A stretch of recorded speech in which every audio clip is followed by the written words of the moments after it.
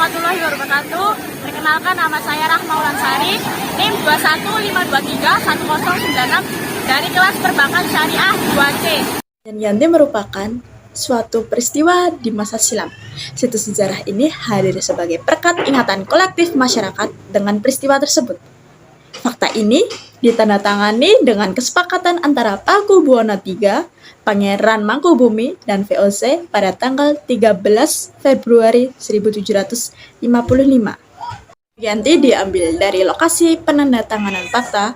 Desa Janti itu diucapkan Gianti dalam bahasa Belanda. Tempat itu sekarang dikenal sebagai Duku Kerten, Janti Harjo, Karanganyar, Jawa Tengah. Lalu, perjanjian Gianti ditandatangani demi menghentikan konflik yang sudah berlangsung lama pasca perpindahan Keraton Kartasura ke Surakarta. Ketika itu, Mangkubumi yang membantu Pakubuwono II dalam meredakan api konflik mendapatkan hadiah berupa sebidang tanah dari Pakubuwono II. Namun, luas tanah yang diberikan rupanya menimbulkan kecemburuan. Salah seorang pangeran lalu mengeluhkan ketidakadilan terkait hadiah tersebut kepada Gubernur Jenderal Baron van Imhoff. Sang gubernur di Batavia itu pun lantas mengeluarkan putusan yang membuat tanah tersebut tidak jadi dimiliki oleh Mangkubumi. Perlawanan ini mendorong Gubernur VOC untuk Jawa Utara, Nicholas Harting, mengambil sikap untuk menyelamatkan daerah operasionalnya. Secara tertutup, Harting melakukan perundingan dengan Pangeran Mangkubumi setelah berkali-kali melakukan perundingan. Harting bersepakat dengan keinginan Pangeran Mangkubumi yang juga hendak menjadi penguasa di tanah Jawa. 23 September 1754, nota kesepahaman antara VOC dan Mangkubumi terlaksana. Dan nota tersebut disampaikan kepada Pakubuwono III, sang pengganti Pakubuwono II. Nota tersebut menyatakan bahwa Pangeran Mangkubumi mendapat wilayahnya.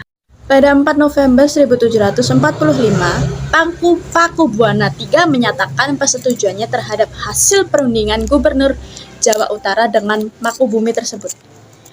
Surat pernyataan itu disampaikan oleh Pakubuwono III kepada Gubernur Jenderal VOC Jacob Mosel. Kesepakatan ini mendorong terjadinya sebuah perjanjian besar yang ditandatangani di Desa Gianti, beberapa kilometer di sebelah Surakarta. Penandatanganan perjanjian Gianti ini menjadi pangkal dari terbelahnya tanah Jawa menjadi dua bagian, atau yang dikenal dengan istilah Palihan Nagari.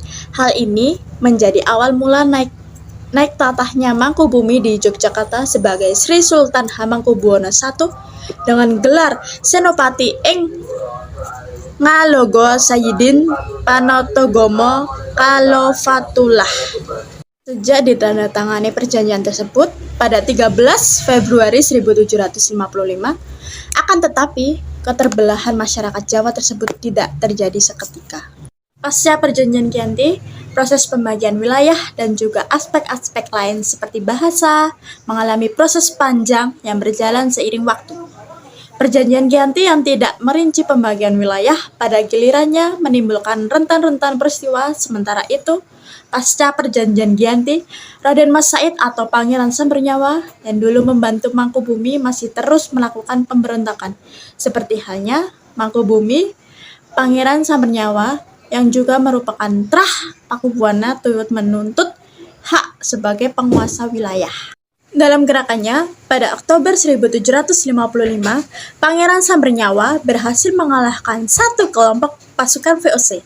Kemudian, pada Februari 1756, dia juga hampir membakar keraton yang baru didirikan di Yogyakarta.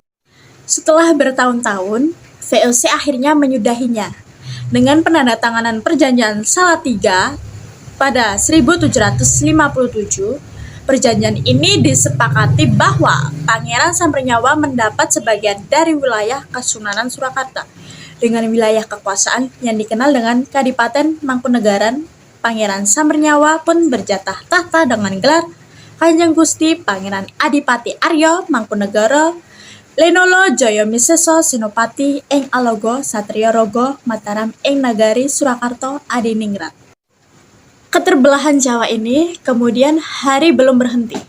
Pada 1813, di masa Gubernur Jenderal Thomas Stamford Raffles dari Kerajaan Inggris, Kesultanan Yogyakarta juga terbelah dengan lahirnya Pakualaman. Dengan demikian, Tanah Jawa kemudian memiliki 4 wilayah pemerintahan. Masing-masing tumbuh dengan perbedaan model dan orientasi politik. Hal ini pun mengantarkan Jawa pada rupa yang beragam. Assalamualaikum warahmatullahi wabarakatuh. Terima kasih.